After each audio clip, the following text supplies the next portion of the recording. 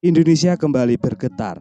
Suara rakyat menggema dari kampus, pabrik, pasar, hingga jalanan di ibu kota. Seperti Deja FU sejarah tahun 1966, 1998, 2019, dan kini tahun 2025. Apa yang sebenarnya membuat rakyat kembali turun ke jalan? Sekedar marah atau tanda bahwa bangsa ini sedang mencari sebuah keadilan? Ikuti jejak sejarah yang telah berulang dan dengarkan denyut suara rakyat yang tak bisa dibungkam.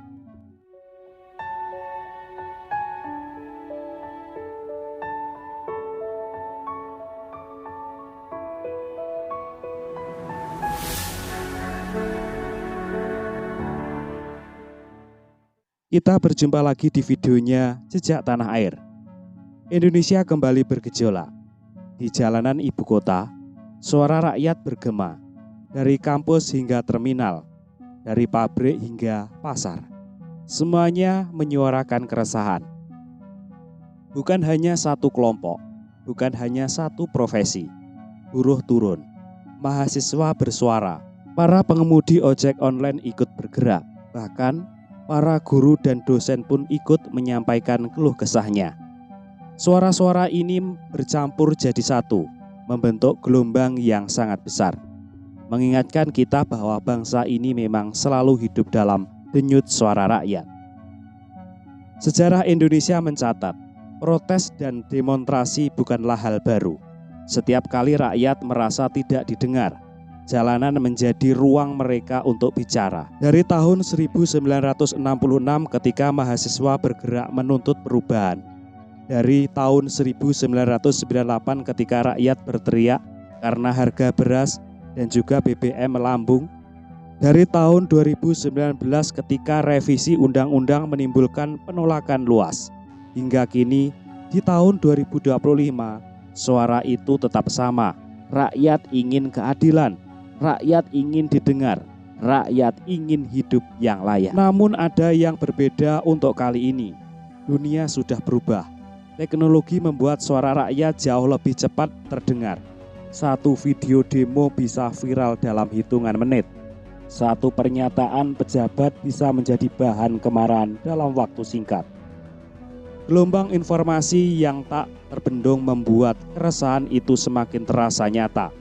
Rakyat bukan hanya bersuara di jalanan, tapi juga di media sosial, di ruang-ruang digital, tempat jutaan orang berkumpul setiap hari. Sahabat Jejak Tanah Air semuanya, kalau kita telusuri akar dari keresahan hari ini, hampir semuanya berhubungan dengan ekonomi.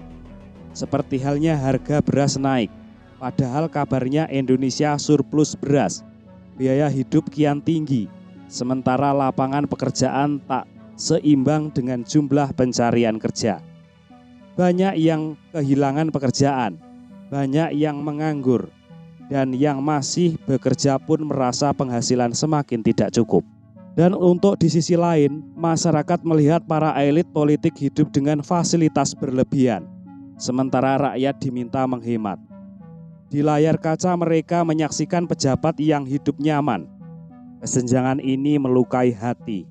Rakyat bisa sabar menghadapi harga naik, tetapi akan sulit menerima jika merasa diperlakukan tidak adil. Apalagi beberapa kebajikan terasa makin membebani. Pajak yang makin merambah ke banyak sektor, termasuk bisnis online kecil-kecilan. Banyak yang mengeluh mengapa seakan-akan semua ini dipajaki. Apalagi saat situasi sulit, tambahan beban sekecil apapun terasa berat. Ada pula wacana-wacana yang dianggap tidak peka, seperti pembicaraan soal royalti suara burung atau ancaman rekening dibekukan bagi rakyat yang sedang berjuang bertahan hidup. Ucapan seperti itu ibarat garam ditaburkan di atas luka. Inilah yang kemudian memicu keresahan sosial. Para guru merasa dihina, para buruh merasa dipinggirkan, para pengemudi ojol merasa tidak diperhatikan. Mahasiswa merasa masa depan mereka suram. Masing-masing punya alasan untuk marah. Dan ketika semua bergabung di jalan, lahirlah gelombang yang sangat besar. Demo memang sering dipandang sebagai ancaman oleh sebagian pihak. Aparat pun biasanya dikerahkan untuk berjaga, menutup jalan, mengamankan gedung-gedung pemerintahan. Namun kita tidak boleh lupa, demo sejatinya adalah bahasa rakyat. Itu adalah cara mereka untuk mengatakan, kami ada, kami ingin didengar. Menutup jalan mungkin bisa meredam sejenak, tapi tidak akan menyelesaikan akar masalah. Sejarah memberi banyak pelajaran. Di tahun 1998, harga beras yang melonjak seperti tadi, pemicu utama reformasi. Di tahun 2019, ribuan mahasiswa bergerak menolak rancangan undang-undang. Bahkan lebih jauh ke belakang, di tahun 1966, mahasiswa menjadi garda terdepan menuntut perubahan rezim. Polanya selalu sama, ketika suara rakyat diabaikan, jalanan menjadi pilihan terakhir. Hari ini di tahun 2025 bro, situasi itu terulang. Bedanya kali ini dunia bergerak jauh lebih cepat. Informasi menyebar tak terbendung. Kalau dulu berita demo hanya bisa didengar lewat koran esok hari atau televisi malamnya, kini setiap orang bisa menyiarkan langsung dari gawai mereka. Kini semua orang bisa jadi saksi. Semua orang bisa jadi penyimpan pesan. Namun di balik keresahan ini, kita tidak boleh hanya terjebak pada kemarahan. Kita juga harus jujur melihat bahwa masalah-masalah ini punya akar yang panjang. Ekonomi Indonesia memang sedang menghadapi tekanan. Dunia pun tidak sedang baik-baik saja. Harga pangan global naik, iklim tak menentu membuat hasil panen terganggu, dan perang di beberapa belahan dunia membuat rantai pasok tersendat. Semua itu berdampak ke Indonesia.